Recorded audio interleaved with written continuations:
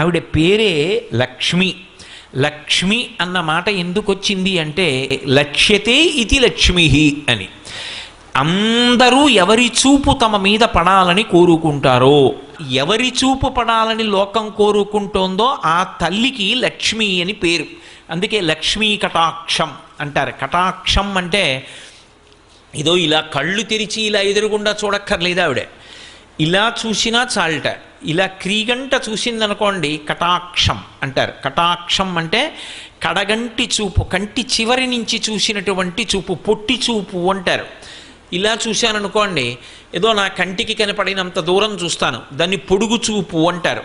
పొడుగు చూపు గొప్పదా, పొట్టి చూపు గొప్పదా అంటే అనుగ్రహాన్ని వర్షించేటప్పుడు పొడుగు చూపు గొప్పది కాదు, పొట్టి చూపు గొప్పది. ఎందుకని అంటే మీరు చూడండి, బాగా మిక్కిలి ప్రేమ ఉందనుకోండి, అంత మిక్కిలి ప్రేమ ఉంటే ఆ వస్తువుని దగ్గరుంచుకొని అదే పనిగా ఇలా చూసుకుంటూ ఉంటాడు, అది ఉందా లేదా అని. ఇలా చూసుకుంటున్నాడు అంటే ఇలా కళ్ళు తిప్పి అస్తమానం దాని వంక పొట్టి చూపు చూశాడు, ఇక్కడ వరకే కనపడుతుంది, అది దాటి కనపడదు. ఆ పొట్టి చూపు చూసుకుంటున్నాడు అంటే తనకి ప్రేమ ఉన్నది, అది కటాక్షం. కటాక్షం అంటే పొట్టి చూపు. అమ్మ నీ కటాక్షము కావాలి అని అడుగుతారు.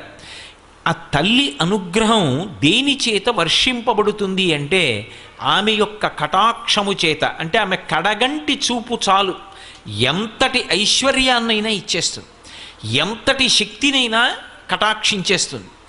అంత గొప్ప చూపు కలిగినటువంటి తల్లి కనుక, చూపుల చేత పోషించగలిగినటువంటి తత్వం ఉన్నది కనుక, తన చూపుల చేత లోకమంతటినీ కూడా అనుగ్రహించగలిగినటువంటిది కనుక ఆ తల్లికి లక్ష్మి అని పేరు వచ్చింది.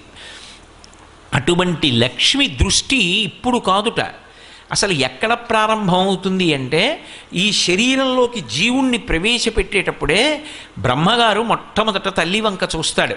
ఎందుకని అంటే చతుర్ముఖ బ్రహ్మగారు సృష్టికర్త. సృష్టికర్త అయినటువంటి బ్రహ్మగారికి మాతృస్వరూపంగా నిలబడేటటువంటిది లక్ష్మీదేవి. ఎందుకని ఆయన శ్రీమన్నారాయణుని యొక్క నాభికమలంలోంచి పుట్టాడు. అయినప్పుడు నారాయణుడి తండ్రి అయితే నారాయణుని యొక్క ఇల్లాలు శ్రీ మహాలక్ష్మి ఆయనకు తల్లి. ఆయన ఒక జీవుణ్ణి శరీరంలోకి పంపిస్తున్నాడు అనుకోండి, నేను మీతో ఇంతకు ముందే మనవి చేశా, ఇతర ప్రాణులకు ఈ బాధ ఉండదు. అసలు మనుష్యులలోనే గృహస్థాశ్రమంలో ఉన్నవాడికి తప్ప ఇతర ఆశ్రమంలో ఉన్న వాళ్ళకి ధనంతో అంత పెద్ద సంబంధం లేదు అంటే ఇక మిగిలిన ప్రాణులకు ధనంతో పెద్ద సంబంధం ఏముంటుంది? ఉండదు. వాటికి ఉండేటటువంటి కష్టసుఖాలు చాలా చాలా చాలా తక్కువ. మీరు ఆలోచించండి, ఒక కుక్క ఉందనుకోండి, కుక్కకి చాలా సమస్యలు లేవు.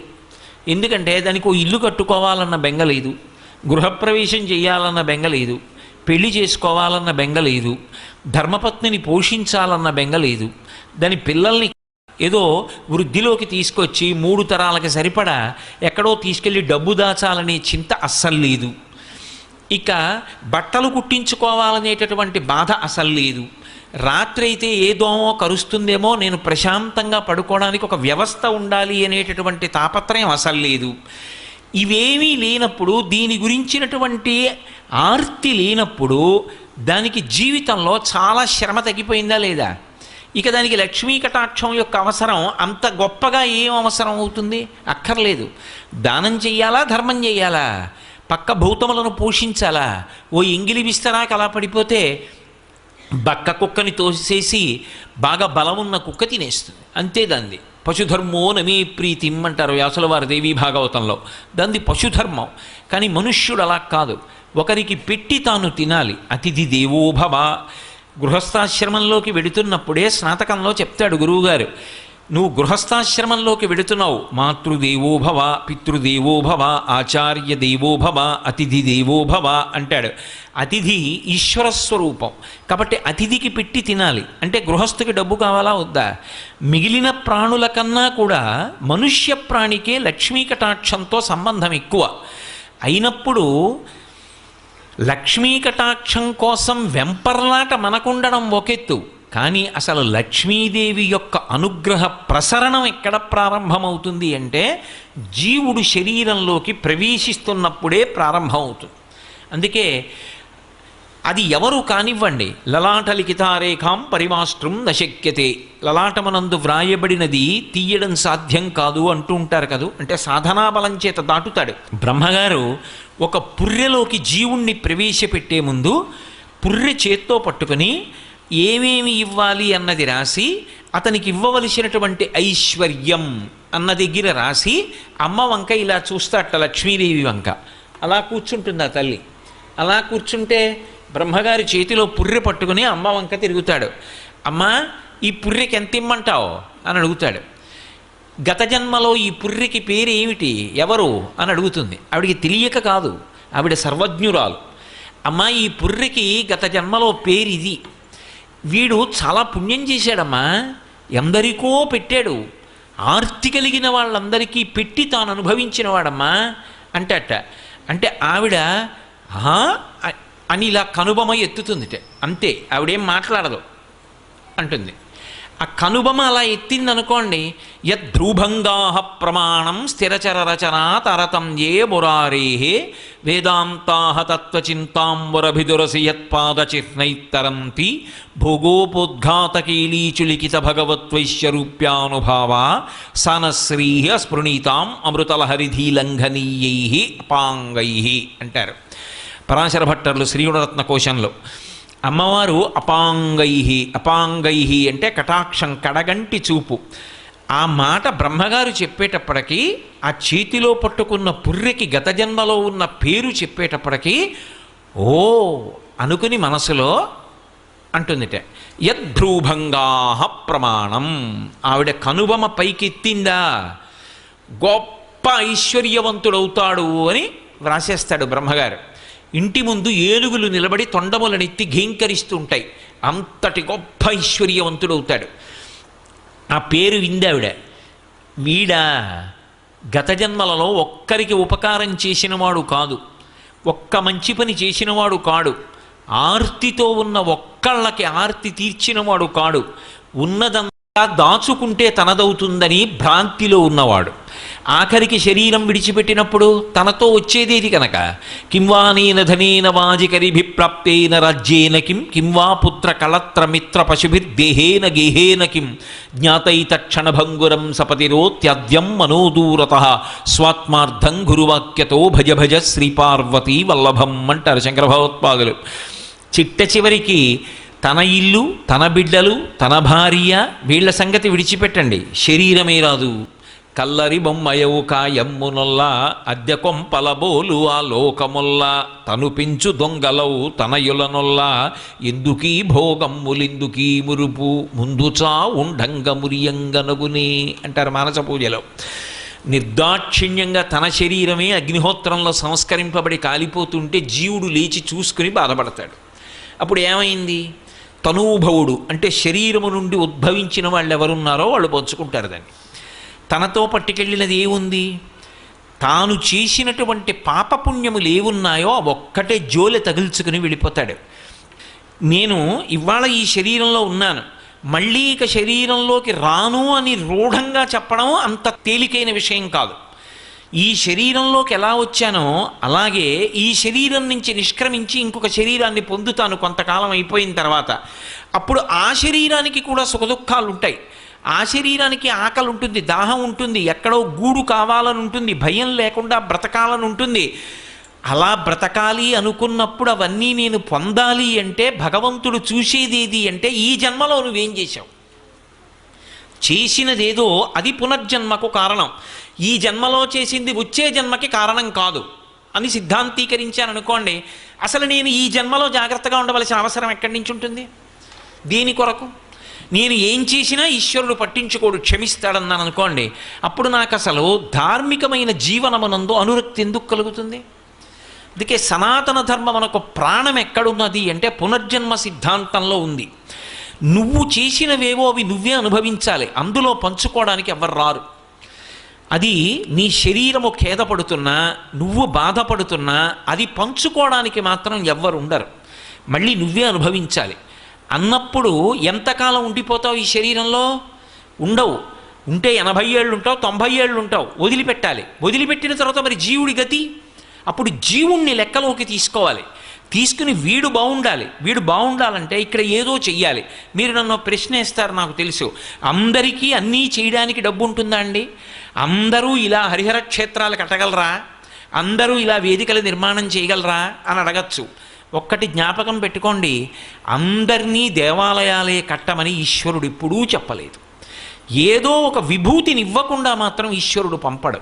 నీకు వాక్కు ఇచ్చాడా, నువ్వు పరమ సంతోషంగా భగవంతుణ్ణి కీర్తించు.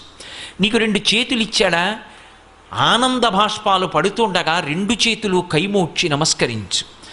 నీకు శక్తినిచ్చాడా, ఒక వృద్ధుడి చెయ్యి పట్టుకొని దారి దాటించు. నీకు ఒంట్లో బలం ఇచ్చాడా, దేవాలయానికి వచ్చి పొద్దున్నే దేవాలయాన్ని తుడు. నీకు ఓపిక ఇచ్చాడా, ఈశ్వరుడు కట్టి విప్పిన బట్ట పట్టుకెళ్ళి ఉతికి ఆరేసి పట్టుకొచ్చి మళ్ళీ దేవాలయంలో అప్పగించు. నీకు ఒక పాట పాడడం వచ్చా, ఈశ్వరుడి దగ్గర కూర్చుని రాజోపచారంలో పాట పాడు. నీకు వాద్యం మ్రోగించడం వచ్చా, వాద్యం ఘోషయామి అన్నప్పుడు వాద్యం మ్రోగించు. నీకు ఇవేమీ కాదా, వచ్చి కూర్చుని జపం చెయ్యి. అన్నిటిలోకి దేవాలయానికి చెయ్యగలిగిన మహోపకారం ఏమిటో తెలుసా? నేను ఆ మాట చెప్తే మీరు తెల్లబోతారు. ఒక గుడికి చేసే మహోపకారం ఏమిటి అంటే గుడికి వెళ్ళడమే. ఎందుకో తెలుసా? ఎంత పెద్ద గుడి కట్టనివ్వండి, ఎంత శోభస్కరంగా కట్టనివ్వండి, చుట్టుపక్కల ఉన్న వాళ్ళు ఎవ్వరికీ గుడి మీద శ్రద్ధ లేదు, ఎవరూ గుడిలోకి రారు. అప్పుడు ఆ గుడి ప్రయోజనం ఏమిటి? అది అత్యంత ప్రమాదకరమైన సంకేతం. భగవంతుడు కూడా ఆర్తో జిజ్ఞాసురర్థార్థీ జ్ఞానీచ భరతర్షభ అన్నాడు. ఆర్తి కలిగిన వాడు, కోరికున్నవాడు నన్ను ఆశ్రయిస్తాడన్నాడు. కోరిక అంటే అమెరికా అధ్యక్ష పదవి కావాలి అని నేను కోరితే మహాదోషం. నేను ఈ దేశానికి రాష్ట్రపతి అయిపోవాలనుకుంటే దోషం. నా భార్యా బిడ్డల్ని పోషించుకోవాలి అని నేను కోరుకుంటే అవసరం. నా కూతురికి ఒక ఆపదొచ్చి ఆ ఆపదొచ్చినటువంటి కూతురు ఆపద నుంచి గట్టెక్కి దాని ఆరోగ్యం బాగుండాలని నేను కోరుకున్నాను అనుకోండి. ఒకప్పుడు నా కూతురు నాలుక తెగిపోయింది. తెగిపోతే నేను నా కూతురు నాలుక అంటుకోదు అంటే అంటుకోవాలి అని ఎన్నో దేవాలయాలకి పాదయాత్రలు చేశాను. అది కోర్కె కిందకి రాదు, అతి కోర్కె కాదది, అది అవసరం. నా కడుపున పుట్టిన కూతురు బాగుండాలని నేను కోరుకోవాలి, అది అవసరం. అది ఏది అవసరమో అది కోర్కె కాదు, ఏది అవసరము కాదో దాన్ని అపేక్షించడం కోరికే అవుతుంది.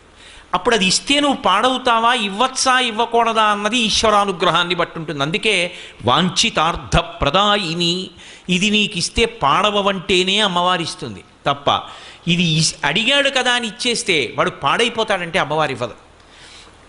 పిల్లవాడు నామనవడే కదా అని చిన్న పిల్లవాడు ఏడుస్తున్నాడు కదా అని పట్టుకెళ్ళి కత్తిరిస్తానా? ఇవ్వకూడదు. వాడు ఏడుస్తున్నాడు కదా అని కత్తిరిస్తే వేలు కత్తిరించుకుంటాడు. వాడు ఏమార్చి ఇవ్వకుండా ఉంటాను. ఏది అవసరమో అది ఇస్తాను. వాడు బువ్వ కావాలని ఏడుస్తున్నాడు అనుకోండి, ఎంత పనిలో ఉన్నా తీసుకొచ్చి వాడికి ఏదో ఒకటి పెడతాను. వాడికి అవసరమైంది తీర్చాలి. అవసరమైనది కోర్కె కాదు, అవసరము కానిది కోర్కెకొస్తుంది. వేదాంత శాస్త్రంలో మాటల వెనక ఉండేటటువంటి గాంభీర్యాన్ని తెలుసుకుని ఉండాలి. కాబట్టి మనకి కావలసినటువంటి ప్రాథమికమైన అవసరములు కూడా తీరలేదనుకోండి, తినడానికి అన్నం కావాలి, బట్ట కట్టాలి, ఉండడానికి ఒక ఆవాసం ఉండాలి. ఇవి ప్రాథమికమైనటువంటి అవసరాలు. ఇవి లేవనుకోండి, ఇది ఎవరికి లేవో వాడు కేవలం వాడొక్కడే దుఃఖపడడం, వాడిని ఆశ్రయించి ఉన్న వాళ్ళందరూ దుఃఖపడతారు. వాడి భార్య, వాడి బిడ్డలు, వాడి బంధువులు, వాడి స్నేహితులు అందరూ బాధపడతారు. అయ్యో పాపం వాడికి అన్నం లేదురా, తినడానికి అన్నం లేదురా, మొహమాటస్తుడు, ఎన్నాళ్ళు మనం పెడతాం, అసలు తిన్నాడో తినలేదో, ఇవాళ భోజనం చేశాడో చేయలేదో, ఎంత బాధపడతారు. అది అమ్మవారు ఐశ్వర్యాన్ని ఇచ్చేటప్పుడు దేని కారణంగా ఇస్తుంది అంటే పరాశర భట్టర్లు అంటున్నారు, ఈ పునర్జన్మ సిద్ధాంతాన్ని ప్రాతిపదిక చేసి మాట్లాడుతున్నారు ఆయన. ఏదో కేవల శ్లోక రచన కాదు, మహాత్ములు చేసినటువంటి శ్లోకాలు పరమ ప్రామాణ్యములై ఉంటాయి. యద్రూభంగా ప్రమాణం స్థిరచర రచన తారతమ్యే మురారే. ఒకడు మహదైశ్వర్యవంతుడయ్యాడు, ఒకడు నిరుపేద అయ్యాడు. సృష్టిలో ఈ భేదం ఎందుకు రావాలి? అమ్మవారు పరమకారుణ్యమూర్తి కదా, అందరికీ సమానంగా ఇవ్వచ్చు కదా అంటే అది ఆవిడ దోషం కాదు. ఇవ్వడానికి ఆవిడెప్పుడూ సిద్ధమే. కానీ వీడికి ఇచ్చింది వీడెప్పుడూ 10 మంది కోసం ఉపయోగించింది లేదు. తనది తనకే మిగిలిపోవాలని కోరుకున్నాడు తప్ప తానేదైనా చేస్తే దానికి తనకు ప్రతిఫలం ఉండాలని కోరుకున్నాడు తప్ప నాకు ఏమీ అక్కర్లేదు, నేను ఇది ఈశ్వర ప్రీతి కొరకు చేస్తున్నాను. అందుకే పుణ్యము అన్న మాటకు అర్థం ఏమిటంటే నాకు ఇది కావాలి అని నిజానికి అడగడం. దేనికి చేస్తున్నావు? బ్రహ్మప్రీతం అని ధారబోసె భువనం ఆశ్చర్యము పొందగా. దీని చేత పరమేశ్వరుడు సంతోషిస్తున్నాడు. ఈశ్వరుడు నాకు ఇది ఇచ్చాడు. ఈశ్వరుడు అనుగ్రహించి పాత్రత కలిగినటువంటి ఒక వ్యక్తిని కూడా చూపించాడు. ఒక వ్యక్తి ఉన్నాడు, పరమభక్తుడు. ఆయనకు ఆ పూట అన్నం ఏ కారణం చేతనో లభించలేదు, ఆయన లేనివాడు కాడు, కానీ అటువంటి వాడికి అన్నం పెట్టే అదృష్టం నీకు వచ్చింది. ఇప్పుడు అన్నం పెట్టి నువ్వు గొప్ప కాదు, ఈశ్వరుడు అంతటి మహాభక్తున్నొకడిని ఒక పూట నీ ఇంటికి పంపించాడు ఏదో కారణం అడ్డుపెట్టి. ఇప్పుడు ఆయన అన్నం తిన్నాడు, ఆ అన్నం తిన్న కారణం చేత అక్షయ ఫలితాన్ని ఇస్తాడు, తనని నమ్ముకుని బ్రతుకుతున్నవాడు. అటువంటి వాడికి పట్టెడన్నం పెట్టేటటువంటి అవకాశం కల్పించాడు. ఇప్పుడు ఈ పుణ్యం ఒక్కదాన్ని అడ్డు పెడతాడు, అడ్డుపెట్టి కోట్ల జన్మలు కాపాడేస్తాడు. అన్నవస్త్రాలకి లోటు ఇవ్వడు. అందుకే తిథులలో కూడా అన్ని వేళలా అందరికీ అవకాశం ఉండొచ్చు ఉండకపోవచ్చని ఒక్కొక్క తిథిని నిర్ణయిస్తారు. అక్షయ తృతీయ అని మనకు ఒక తిథి వస్తూ ఉంటుంది. అక్షయ తృతీయ నాడు జలకుంభం అంటే కుండలో నీళ్లు పోసి యాలుక గుండ వేసి అది పట్టుకెళ్ళి దానం చేస్తారు. ఎవరైనా చల్లటి నీళ్లు తాగి తృప్తి పొందాడనుకోండి, ఆ తరువాతి కాలంలో వాడు ఏ శరీరంలో ఉండనివ్వండి నీటికి బాధ రాదు. అలక్ష్మి పట్టుకోదు. జ్యేష్ఠాదేవి అంటారు, లక్ష్మీదేవి కన్నా ముందు పుట్టింది ఆవిడ. ఆవిడ పట్టుకుందనుకోండి దుఃఖం అనుభవిస్తాడు. ఆ దుఃఖం అనుభవించవలసిన కారణం తొలగిపోతుంది. అందుకే ఒకడు మహదైశ్వర్యవంతుడయ్యాడు, ఒకడు అవలేకపోయాడు అంటే దేన్ని ప్రాతిపదిక చేస్తుంది ఆవిడ అంటే గత శరీరంలో వాడు ఏం చేశాడన్నదాన్ని ప్రమాణంగా తీసుకుంటుంది. యద్భ్రూభంగా ప్రమాణం స్థిరచరరచన తారతమ్యే పురారే వేదాంతా తత్వచింతాం మురభిదురసి యత్ పాదచిహ్నైత్తరంతి భోగోపోద్ఘాతకైళీచులిఖిత భగవత్వైశ్వరూప్యానుభావ సనశ్రీ అస్పృణీతాం అమృతలహరిధీలంఘనీయై అపాంగై. అమ్మా, నీ ఆ కడగంటి చూపు ఉన్నదే, ఆ చూపు కోసం సమస్త లోకములలో ఉన్నటువంటి జీవులు నీ వంక తిరిగి నమస్కారం చేసి చూస్తూ ఉంటారు. అందుకే ఇందిరా లోకమాత అని అమరకోశం లక్ష్మీదేవిని ఉద్దేశించి కేవలము తన కనుబొమ కదలిక చేత అంతటి ఐశ్వర్యాన్ని ఇవ్వగలిగినటువంటి తల్లి. అటువంటి తల్లి అనుగ్రహం కలగలేదనుకోండి, జీవితంలో బాధపడడంతో సరిపోదు, అది నిందకు కారణమవుతుంది. నేను అన్న మాట మీరు జాగ్రత్తగా పట్టుకోవాలి. లక్ష్మీ కటాక్షం అంటే కేవలం డబ్బు వచ్చి పడిపోవడం ఒక్కటే అని అనుకోకూడదు. లక్ష్మీ కటాక్షమునందు అంతర్లీనంగా ప్రతిపాదింపబడిన విషయం, ఏ కాలమునందు ఏది కలగాలో దేశకాలముల యందు అది కలగకపోతే ఆ వ్యక్తి నిందకి పాత్రుడవుతాడు. తల్లిదండ్రులు కష్టపడి పిల్లవాడిని పెంచి పెద్ద చేసి విద్యాభ్యాసం చేయించారు, వాడు అక్కడికి రాలేదు, వాడొక్క 4 రూపాయలు సంపాదించలేదు. వాడు ఎంత చదువుకోనివ్వండి, ఒక్క రూపాయి కాసు సంపాదించకుండా తిరుగుతున్నాడు అనుకోండి, అమ్మ తిట్టదు. అమ్మ తిట్టినా తాటాకు మంట. అమ్మకి కోపం ఉండదు అసలు. అమ్మ నోటి వెంట ఎప్పుడైనా ఒక నిందావాక్యం వచ్చింది అంటే ఆశీపురస్సరంగా వస్తుంది తప్ప అసలు అమ్మ బిడ్డడు పాడవ్వాలని తిట్టడం అన్న మాట లోకంలో ఉండదు. అటువంటి తల్లిట బాధపడి నింద చేస్తుంది. ఎప్పుడు నింద చేస్తుంది అంటే, వీణ్ణి నేను ఎందుకు కన్నానంటే రెక్కలు అలిసిపోయినప్పుడు ఆయనకి ఆసరా అవుతాడు అని కన్నాను. అందుకే కొడుకు ఎవరు అంటే శాస్త్రం కొన్ని మాటలు చెప్పింది. ఏ కొడుకు తండ్రి ఒక చూరు కింద ఉన్నప్పుడు కొడుకుతో కలిసి ఉన్నప్పుడు ఆ కొడుకు తిరుగుతుంటే తండ్రి ఆనందపడిపోతాడో, ఆ చూపు చాలు వాడు తిరుగుతున్నాడు అని ఆనందపడిపోవాలి. తండ్రి పడుకుంటున్నాడు, కొడుకు వచ్చి ఒక్కసారి కాళ్ళొత్తి వెళ్ళాలి తండ్రి గారికి. తండ్రి శంకరుడు, శివాలయంలో కాదు శివుడు ఉండేది. నమశంకరాయ చ వేదం చెప్పింది. శంకరుడు ఎక్కడ తిరుగుతాడు అంటే తండ్రి రూపంలో తిరుగుతాడు. తండ్రి ఆర్తి ఎప్పుడూ శుభాలు చెయ్యాలని ఉంటుంది. నేను పాడైనా పర్వాలేదు, నా కొడుకు సంతోషంగా ఉండాలి అని తండ్రి ఆలోచిస్తాడు. అటువంటి తండ్రి కాళ్ళు ఒత్తడం అంటే పరమేశ్వరుడి కాళ్ళు ఒత్తడం. అటువంటి కొడుకు ఒక వయసు వచ్చిన తరువాత కూడా ఒక్క రూపాయి సంపాదించలేదనుకోండి, మాతా నిందతి నాభినందతి పితా భ్రాతాన సంభాషతే భృత్యకుప్యతి నానుగచ్చతి సుతా కాంతాపి నాలింగతే అర్ధప్రార్థన శంకయా నకురుతే సల్లాపమాత్రం సుహృత్ తస్మాత్ నైతికమర్ధమార్జన శృణు సఖే విత్తేన సర్వే వశాః. సఖే, ఓ స్నేహితుడా విను అని ఒక ముఖ్యమైన విషయాన్ని ప్రతిపాదిస్తున్నారు. డబ్బు లేకపోతే నిందకి గురైపోతావు. ఎంత డబ్బు అన్న ఆర్తి వద్దు, కానీ సంపాదించాలి, ప్రయత్నం ఉండాలి. ఆ ప్రయత్నం కూడా చేయకుండా ఒక్క రూపాయి సంపాదించకపోతే మాతా నిందతి, అమ్మ నిందిస్తుంది. నాభినందతి పితా, తండ్రి కొడుకుని చూసి సంతోషంగా ఎరా అని ఇలా వెన్నుపామ్మి తట్టడు. నాభినందతి పితా భ్రాతాన సంభాషతే, మేము కష్టపడి సంపాదిస్తాం, వీడొక్క రూపాయి తేడు అన్నదమ్ములు మాట్లాడరు. భృత్యకుప్యతి, సేవకుడు చెప్పిన పని చేయడు, ఒక్క రూపాయి ఇవ్వలేవు కానీ పనులు చెప్తావా అంటాడు. భృత్యకుప్యతి నానుగచ్చతి సుతా, తండ్రి గారి ఇంట్లోకి వస్తూ ఉంటే కొడుకు జలపాత్ర పట్టుకుని ఎదురొచ్చి నాన్నగారు కాళ్ళు కొడుక్కోండి అనాలి. ఎదురు రాడు. నానుగచ్చతి సుతా కాంతాపి నాలింగతే, భార్య కూడా ప్రియమార ఆలింగనం చేసుకోదు. ఆఖరికి అర్ధప్రార్థన శంకయాన కురుతే సల్లాపమాత్రం సుహృత్. సుహృత్ అతను చాలా మంచి స్నేహితుడు, అతనేమి దోషభూయిష్టమైన నడవడి ఉన్నవాడు కాడు. కానీ అస్తమానం కనపడినప్పుడల్లా డబ్బు అడుగుతుంటే ఆయన మాత్రం ఎక్కడి నుంచి తెస్తాడు? అందుకని ఇట్నుంచి ఈ డబ్బు సంపాదించిన వాడు ఎడుతుంటే అట్నుంచి సుహృత్ మంచివాడైన స్నేహితుడు ఇలా వస్తుంటే వీణ్ణి చూసి పని లేకపోయినా ఇటు రావలసిన వాడు అటు వెళ్ళిపోతాడు. నకురుతే సల్లాపమాత్రం, ఏమాయి బాగున్నావా అని ఇలా చెయ్యి కూడా ఎత్తడు. నకురుతే సల్లాపమాత్రం సుహృత్ తస్మాత్ నైతికమర్ధమార్జన శృణు సఖే. కాబట్టి ఓ స్నేహితుడా, డబ్బు సంపాదించు. డబ్బు సంపాదించనన్న మాట అనకు. యవ్వనంలో డబ్బు సంపాదించి తీరాలి. కాబట్టి తస్మాత్ నైతికమర్ధమార్జన శృణు సఖే విత్తేన సర్వే వశాః. ఆ డబ్బు చేత లోకమనందు సమస్తమైన సుఖములు కలుగుతాయి. కానీ ఒక్కటి గుర్తుపెట్టుకో, నీతి తప్పి సంపాదించవద్దు, అదే సమస్త దుఃఖములకు కారణమవుతుంది.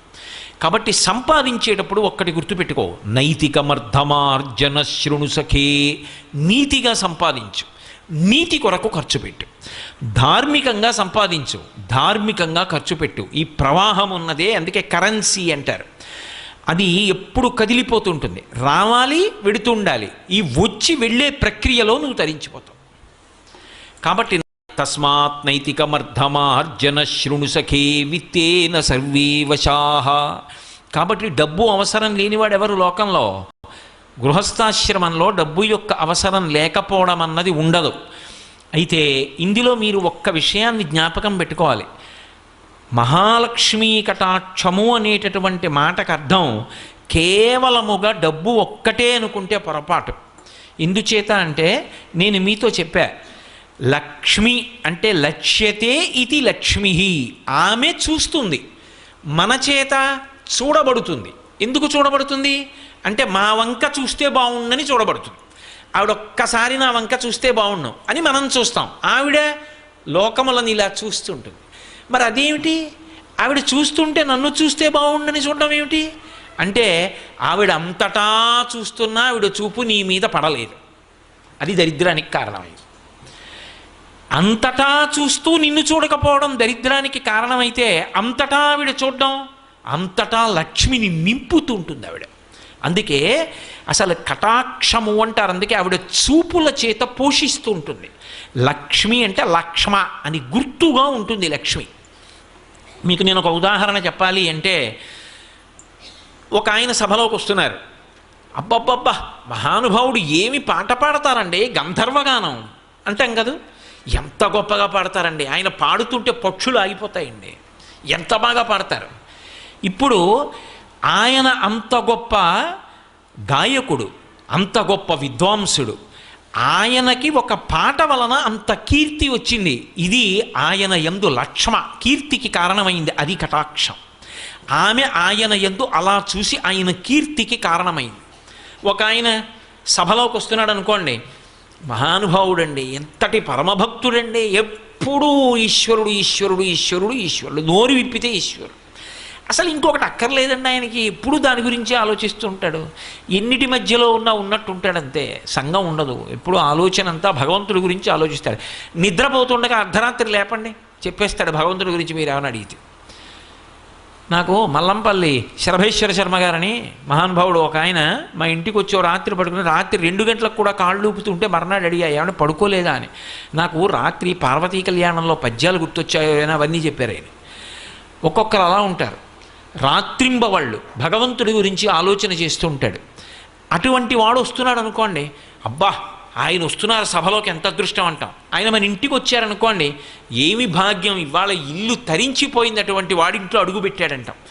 ఆయన వచ్చి అమ్మ కాస్త పట్టెడు అన్నం పెడతారా అని అన్నం తిని వెళ్ళారనుకోండి, ఎంత మురిసిపోతాం. మనం 365 రోజులు తింటాం, కానీ ఆయన వచ్చి తిని వెళ్ళిన రోజేదో అది జ్ఞాపకం ఉండిపోతుంది. మర్రి చెట్టుకి వ్యూహం అంతా చిన్న గింజలో ఉన్నట్టు ఆ వంశం యొక్క అభివృద్ధి అంతా ఆయన వచ్చి తిని వెళ్ళిన ఒక పూట భోజనంలో ఉంది. ఎందుకని? అంతటి భగవద్భక్తుడు. ఆయన భక్తి ఆయన లక్ష్మి, ఆయన లక్ష్మీ కటాక్షం భక్తి. ఈ భూమి ఉందనుకోండి, ఈ భూమికి లక్ష్మి ఓర్పు. ఈ భూమికి ఓర్పు లేదనుకోండి, మనందరం చెయ్యకూడదు ఎన్నో చేస్తూ ఉంటాం, అయినా భరిస్తోంది ఆ తల్లి. ఆ భరించగలగడం భూమికి లక్ష్మి. ఒక్కొక్క దాని యందు ఒక్కొక్క తేజస్సు. అగ్ని ఉందనుకోండి, పచనం చేయడం, కాల్చడం దాని లక్ష్మి. ఒక పొలం దగ్గరికి వెళ్ళారనుకోండి, మంచి పండిన పొలం దగ్గరికి వెళ్ళి ఒడ్డున నించున్నారనుకోండి, ఆకుపచ్చగా నిన్నటి వరకు ఉన్నటువంటి పంట ఇవాళ బంగారు వర్ణంలోకి మారి కంకులు ఇలా కొద్దిగా వంగి గాలికి ఊగుతున్నాయి అనుకోండి, ఆ బాగా పండి ఏపుగా ఉండి ఇక కోతకొచ్చినటువంటి ఆ పొలం, ఆ కంకులు వంగి ఉన్నటువంటి పొలం లక్ష్మి. ఓ చెట్టు బోలెడన్ని కాయలు కాసి కనపడింది అనుకోండి, ఒక వసంత ఋతువులో ఒక మామిడి చెట్టు దగ్గరికి వెళ్ళారు, ఎన్ని కాయలో చెట్టుకి ఎటు చూసినా కాయలే. అబ్బా ఇన్ని కాయలో అన్నాం.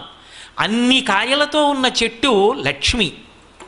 ఒక ఆవిడికి పెళ్ళై 10 ఏళ్ళు అయింది, 4 పిల్లలు. అమ్మా అమ్మా అమ్మా అంటూ 4 పిల్లలతో వస్తోంది. లక్ష్మి, ఆమె పూర్ణత్వాన్ని పొందింది, ఆవిడ అనుగ్రహం ఉంది.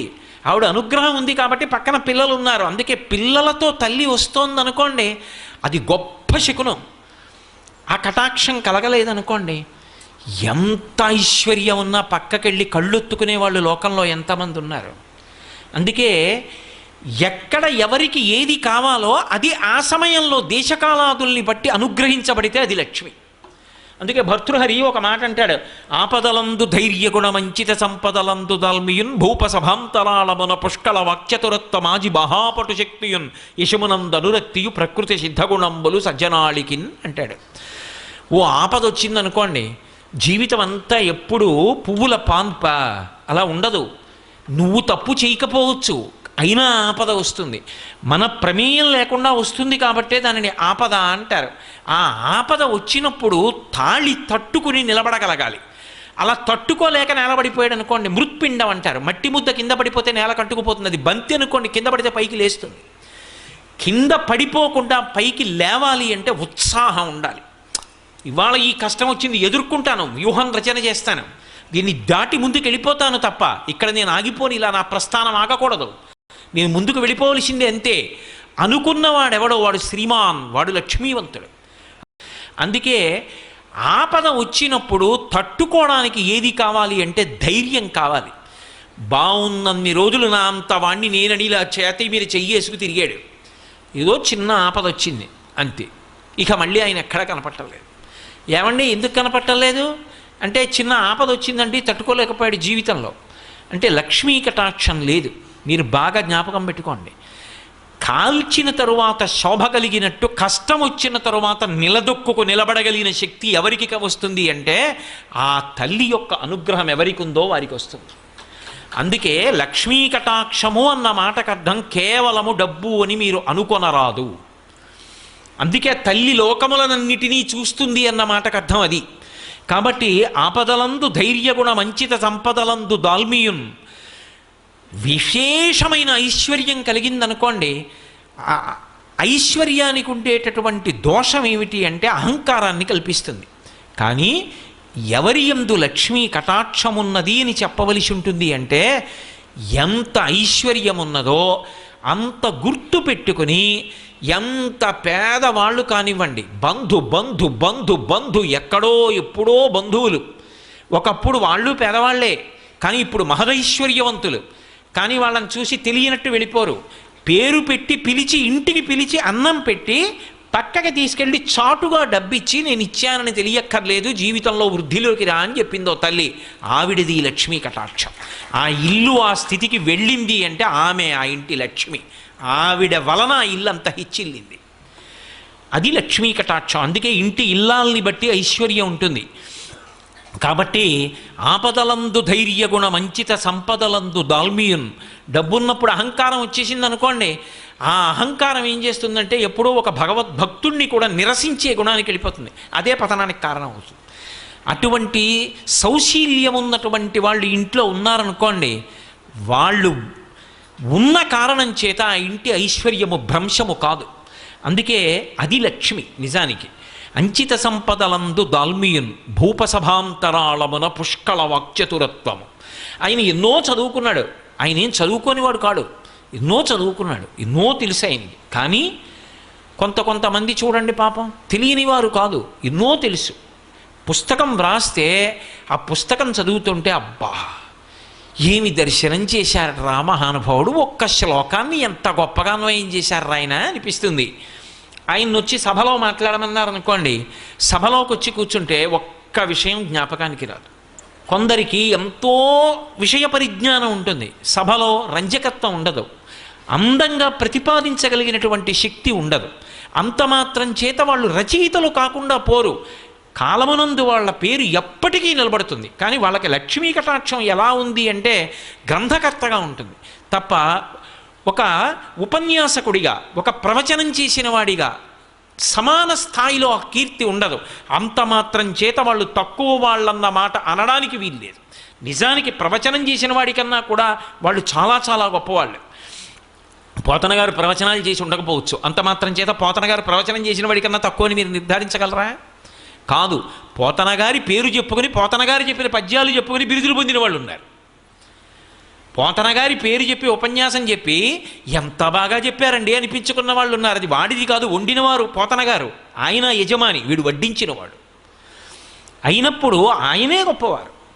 ఆయనది ఆ లక్ష్మీ కటాక్షం, చెప్పుకున్నవాడిది ఈ లక్ష్మీ కటాక్షం. కానీ సభలోకి వచ్చాక జ్ఞాపకం రాలేదనుకోండి, సభలోకి వచ్చాడు, కూర్చున్నాడు, ఏమీ జ్ఞాపకం రావట్లేదు, ఒక్క శ్లోకం గుర్తు రావట్లేదు, ఓ పద్యం గుర్తు రావట్లేదు, ఎందుకు వచ్చాడో గుర్తు రావట్లేదు, ఏం చెప్పాలో గుర్తు రావట్లేదు.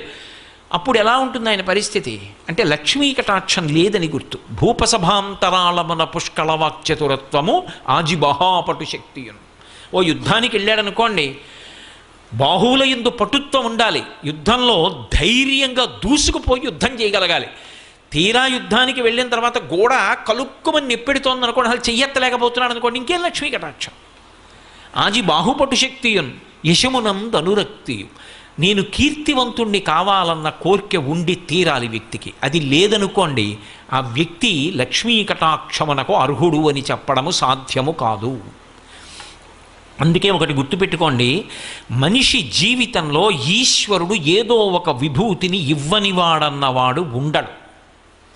ఏదో ఒక విభూతి ఇవ్వబడుతుంది, ప్రతి వారికి ఇస్తాడు ఈశ్వరుడు. నీకేది ఇచ్చాడన్నది నువ్వు జ్ఞాపకం పెట్టుకోవాలి, నువ్వు తెలుసుకోవాలి. గుప్తంగానో బాహ్యంగానో అరహసి రహసి స్వతంత్ర బుద్ధ్యా అంటారు శంకర భగవత్పాదులు శివానంద లహరిలో. అది అతని జీవితం ఒడ్డెక్కడానికి, అతని జీవితం తరించడానికి కారణమవుతుంది. ఎందరో పెద్దలు ఉన్నారు.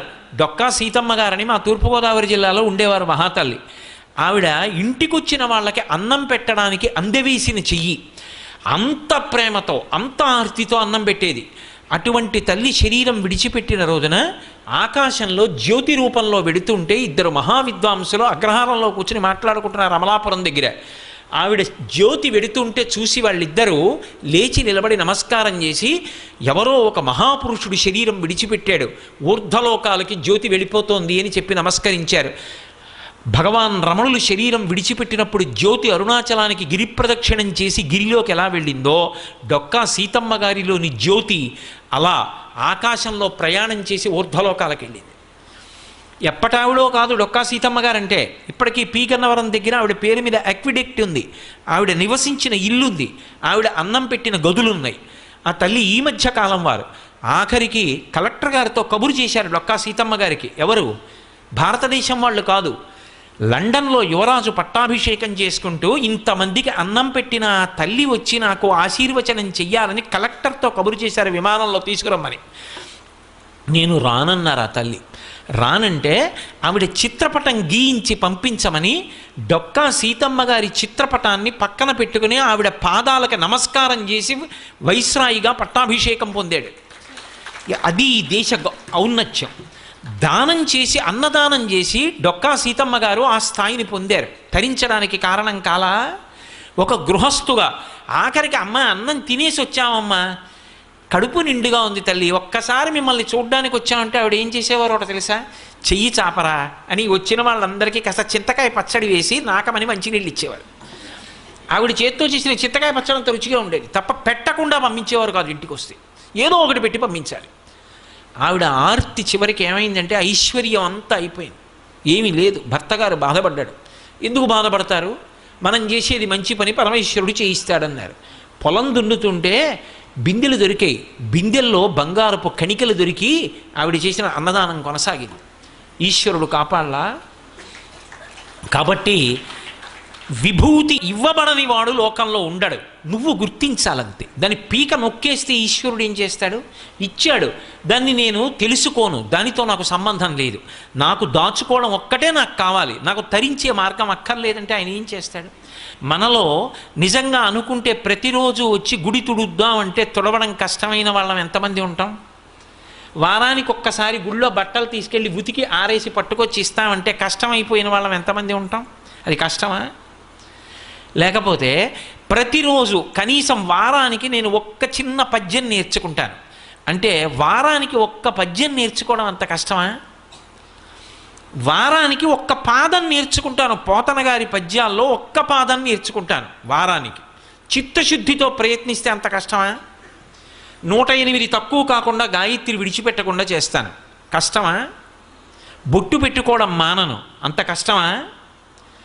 కానీ అని వదిలేసిన వాడికి అన్నీ వదిలేయచ్చు. ఇది పట్టుకుంటానన్నవాడు ఏది పట్టుకున్నా తరిస్తాడు. పట్టుకోవడానికి ఆవిడ ఏదో ఒకటి ఇస్తుంది, ఇవ్వకుండా మాత్రం ఉండదు. కాబట్టి అలా పట్టుకుని తరించిపోతాడు. అది లక్ష్మీ కటాక్షం. అందుకే మీరు బాగా గమనిస్తే లక్ష్మి ఎక్కడ ఉంటుంది అంటే అసలు ఆవిడ ఉండని ప్రదేశం ఉండదు, ఆవిడ ఎప్పుడూ అంతటా చూస్తూనే ఉంటుంది. దృశాద్రాఘీయస్యాదరదలిత నీలోత్పల రుచ దవీయాంసం దీనం స్నపయ కృపయా మమపి శివే అంటారు శంకర భగవత్పాదులు. అటువంటి తల్లి యొక్క చూపు పడలేదనుకోండి సారహీనమైపోతుందంతే దేశం. ఆ తల్లి అనుగ్రహాన్ని కోల్పోయారనుకోండి జాతి జాతి నిర్వీర్యమైపోతుంది.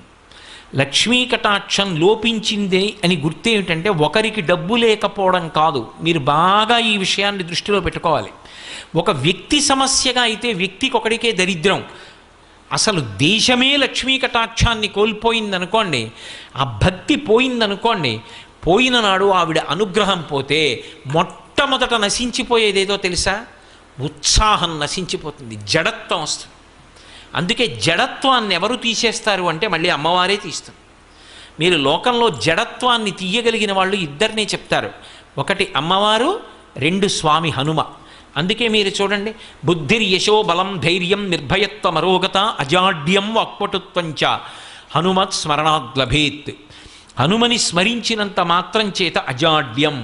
అమ్మవారి పాదాలు పట్టుకుంటే అవిద్యానామంతస్తిమిరమిహిరోద్వీపనగరి జడానాం చైతన్యస్తబకర్మకరంద శృతిశరీ దరిద్రాణం చింతామణి గుణనిక జన్మజలధౌ నిమగ్నానాం దంష్ట్రా మురరిపు వరాహస్య భవతి.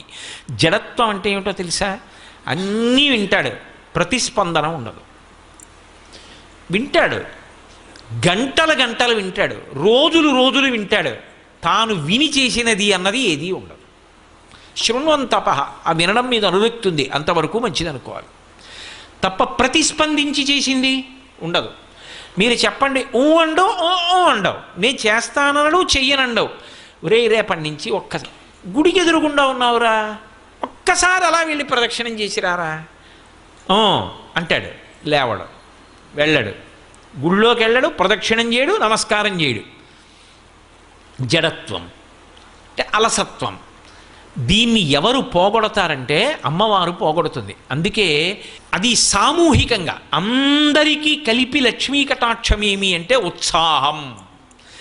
దేశ పౌరుల యందు ఏదైనా సరే మేము సాధించగలం, మేమందరం నడుం కట్టుకుని ముందుకు వెళ్ళిపోతాం అని అందరూ కలిసి నిలబడగలిగిన ఉత్సాహం ఉందనుకోండి, ఏటికి ఎగసన్నా ఒకడు లాగితే 1,00,000 మంది దిగసన్నా లాగారనుకోండి, ఇంకా ఎలా వృద్ధిలోకి వెడుతుంది? చెయ్యి కలిసి నడుద్దాం అన్న ఉత్సాహం ఉందనుకోండి, అది లక్ష్మి. లక్ష్మీ కటాక్షం తరిగిపోతోందని గుర్తేమిటో తెలుసా? అసలు ఏ ఉత్సాహం లేకుండా జడత్వంతో ఉండిపోతే లక్ష్మీ కటాక్షం లుప్తమైపోతోంది అని గుర్తు. అందుకే మీరు కొంచెం జాగ్రత్తగా గమనించండి. ఎప్పుడైనా పౌరాణిక వాంగ్మయాన్ని మీరు పరిశీలిస్తే లక్ష్మీ కటాక్షము తొలగిపోయినది అనడానికి కొన్ని సూచనలు చెప్తారు. ఇదిగో లక్ష్మి లేదిప్పుడు, లక్ష్మి ఎందుకు వెళ్ళిపోతుందో చెప్తారు, లక్ష్మి మళ్ళీ ఎలా వచ్చిందో చెప్తారు, లక్ష్మి ఏ కారణం చేత వెళ్ళిపోతే ఆ స్థితి ఎలా ఉంటుందో చెప్తారు. ఇవి ఎందుకో తెలుసా? పురాణం వేదానికి భూతద్దం. నీ జీవితాన్ని నువ్వు గమనించుకో జాగ్రత్తగాని. ఇంద్రుడు అంటేనే మనకేం గుర్తొస్తుంది? స్వర్గలోకాధిపతి. ఆయన అనుభవించినటువంటి ఐశ్వర్యం ఉండదు, అంతటి ఐశ్వర్యం అయింది. ఆ ఐశ్వర్యం ఎవరిచ్చారు ఆయనకి? అమ్మవారిచ్చింది. శంకర భగవత్పాదులు కనకధారా స్తోత్రం చేస్తూ విశ్వామరేంద్రపద విభ్రమదాన దక్షం ఆనందహేతురధికం మురవిద్విషోపి ఈశన్ నిషీదతు మయిక్షణమీక్షణార్థ ఇందీవరోదర సహోదరమిందిరాయా అన్నారు. విశ్వామరేంద్ర పద విభ్రమదాన దక్షం ఆనందహేతురధికం మురవిద్విషోపి ఈశన్ నిషీదతు మయిక్షణమీక్షణార్థ. దేవేంద్రుడంతటి వాడికి ఇంద్ర పదవిలో కూర్చోగలిగినటువంటి స్థితిని, అంతటి ఐశ్వర్యాన్ని ఎవరిచ్చారు అంటే ఆ తల్లి తన చూపుల చేత అనుగ్రహించింది. అటువంటి చూపు కలిగిన తల్లి వైక్షణమీక్షణార్థ, నా వంక కూడా ఒక్కసారి చూడమ్మా అని అడిగారు శంకర భగవత్పాదులు. తన కొరకు కాదు, బ్రహ్మచారి పేద బ్రాహ్మణి కోసం అడిగారు. ఆ తల్లి అనుగ్రహ కటాక్షం కలిగింది, ఇంద్రుడు ఐశ్వర్యాన్ని పొందాడు. ఇప్పుడు ఇంత ఐశ్వర్యాన్ని పొందినటువంటి ఇంద్రుడు ఐశ్వర్య భ్రష్టుడయ్యాడు. దేనికి భ్రష్టుడయ్యాడు? ఒక్క కారణం చేతనే పోయింది ఐశ్వర్యం, ప్రసాద తిరస్కారం. ప్రసాదమును తిరస్కరించడం అనేటటువంటి లక్షణం కానీ ఏర్పడిందా, అది ఉపద్రవాలకి గుర్తు. దేశంలో భగవత్ప్రసాదము అని పట్టుకొచ్చి ఇస్తే మాకు అక్కర్లేదు అని తిరస్కరించేటటువంటి బుద్ధి ప్రబలమైపోతే, ఈశ్వర ప్రసాదమునకు గౌరవం తగ్గిపోతే, కాళ్ళకి చెప్పులున్నాయన్న మాటతో కూడా సంబంధం లేకుండా ప్రసాదం నోట్లో వేసుకోవడం మొదలు పెడితే, నేను ఇంకా కొంచెం ముందుకు వెళ్ళవలసి వస్తే అటువంటి ప్రదేశాల్లో ప్రసాదం పంచి పెట్టడం కూడా తప్పు. ప్రసాదం ఎక్కడివ్వాలో అక్కడివ్వాలి. ఒక దేవాలయానికి వచ్చి మీ అందరూ కూర్చున్నారు, ఇక్కడ ప్రసాదం ఇవ్వాలి. అంతేకాని అందరూ చెప్పులు వేసుకుని కాళ్ళకి బూట్లు వేసుకు కూర్చున్న కార్యాలయాల్లో ప్రసాదం పంచిపెట్టమని ఎవడు చెప్పాడు? వాడా బూట్లు విప్పడు. అలాగని వాడికి భక్తి ఉన్నా ప్రసాదం తిరస్కరించలేడు, వాడు అలాగే వేసుకుంటాడు. ఇప్పుడు అది ప్రసాదం పట్ల దోషమైందా లేదా? మీరు అందుకే ప్రసాదం అన్న మాట గురించి ఆలోచించండి. అన్నవరం సత్యనారాయణ స్వామి వారి వ్రతకథలో వైశ్యుని యొక్క భార్య ప్రసాదం పుచ్చుకోకుండా నదీ తీరానికి వెళ్ళింది, భర్త వచ్చాడని. వెంటనే పడవ మునిగిపోయింది. ఓ అశరీరవాణి పలికింది ప్రసాదం పుచ్చుకోలేదని. ఆవిడ వెళ్ళి ప్రసాదం తింది, పడవ పైకి తేలింది. ఏమిటా కథ? వింటున్నాం కదా అన్నటువంటి కథలు చెప్పేయడమే అనుకోవచ్చు. కాదు, అందులో ఒక గాంభీర్యమైన విశేషం ఉంది. ప్రసాదము అంటే ఈశ్వరుని యొక్క అనుగ్రహము. ఏ ఇంట ప్రసాదం తింటున్నాడో ఆ ఇంట లక్ష్మి ఉంటుంది. ఇది మీరు బాగా పట్టుకోవాలి.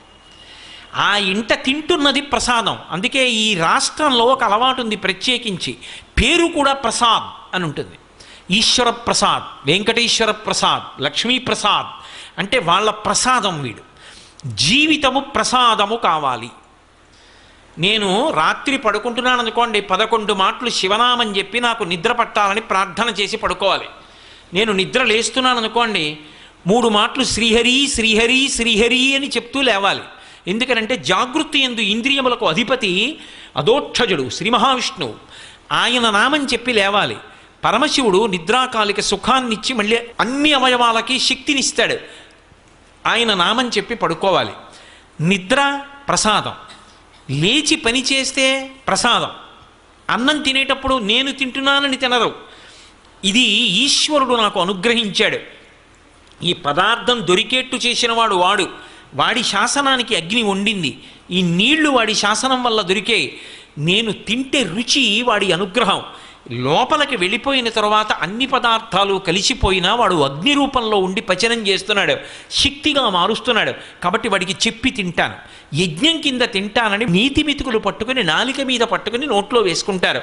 చొక్కా బనీను లేకుండా తినడానికి కారణం అది.